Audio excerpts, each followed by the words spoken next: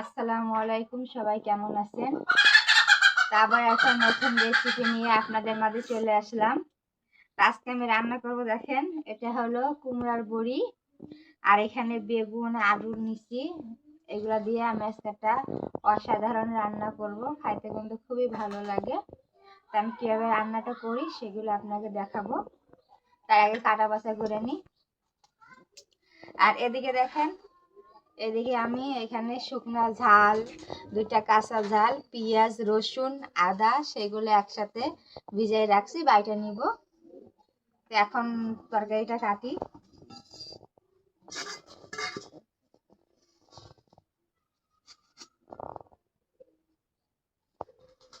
আমি বেগুনগুলো এরকম গোল গোল করে কাটে নিব।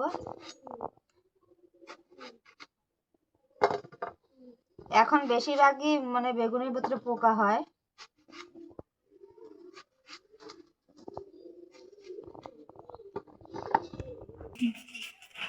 এটা দেখেন, সকালবেলা পিঠা বানাইছি, মানে খাওয়ার সময় পাচ্ছি না।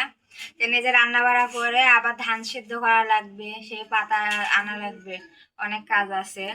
আমার মেয়ে আসছে আগে পরে, তো ওকে খাইতে দিলাম। ভালো লাগতেছে না। এখন এই যে তাড়াহুড়ো করে রান্নাটা শেষ করব।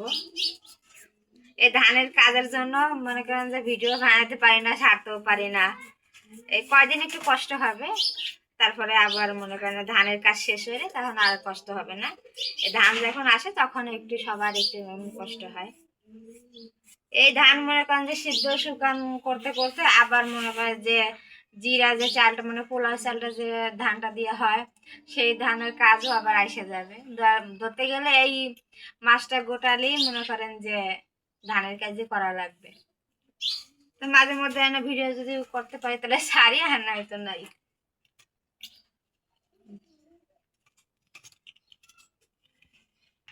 এই যে কাটাকাটি শেষ করলাম, আর এখন মশলাগুলো বাইটে নিব।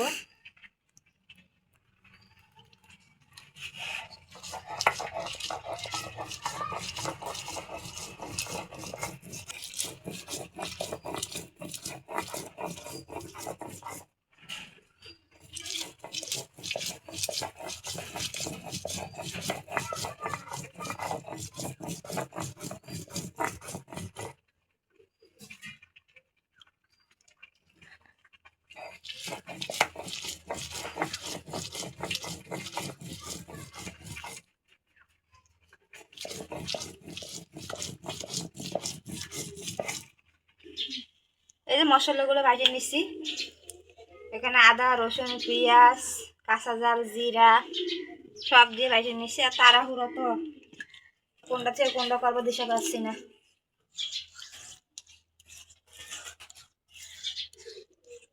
তো মেয়েরা শুক্র শনিবার একটু বাসায় থাকে, তখন একটু অল্প একটু হলেও একটু হেল্প হয়, না তো অনেক কষ্ট হয়ে যায়।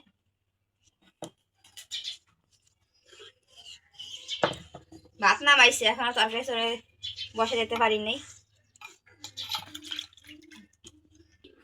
এই যে আমি চুলায় তাওয়া বসাই দিছি, আর অল্প একটু তেল দিয়ে দিছি। আমি এই যে বড়াগুলো সেগুলো ভাইজে নিব, হালকা করে লাল লাল করে ভাজবো।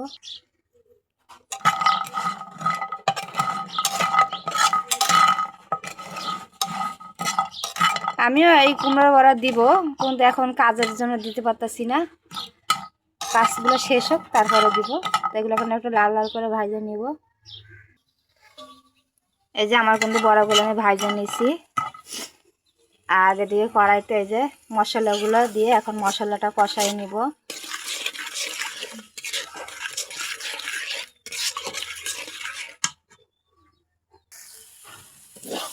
এই দেখেন, আমি কিন্তু মশলাটা কষাই নিছি। আর এখন আমি তরকারিগুলো দিয়ে দিব। তরকারিগুলো দিয়ে দিই।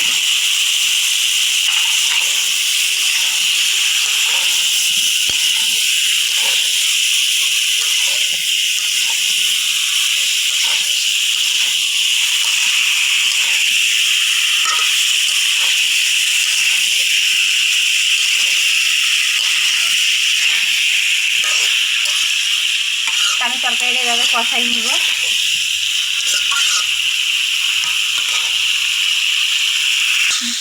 এই যে আমি তরকারিটা কষাই নিচ্ছি।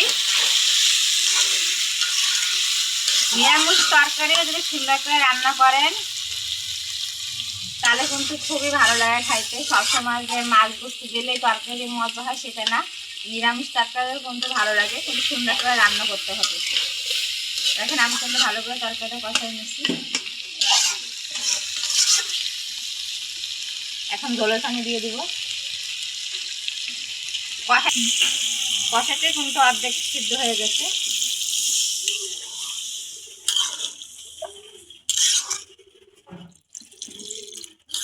আর দিব না, এতটুকু থাকবে।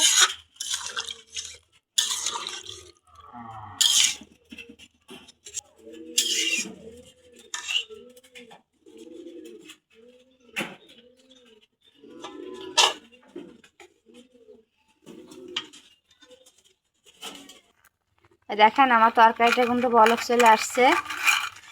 আর এখন যে কুমড়ো গুঁড়ো করে ভাজে রাখছিলাম এগুলো দিয়ে দিব।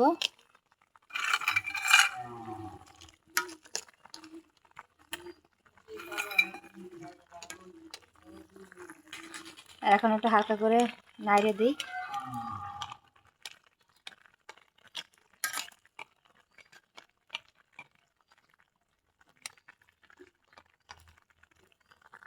আর এখন ঢাকে দিয়ে একবারে ঝোল শুকায় ফেলাবো।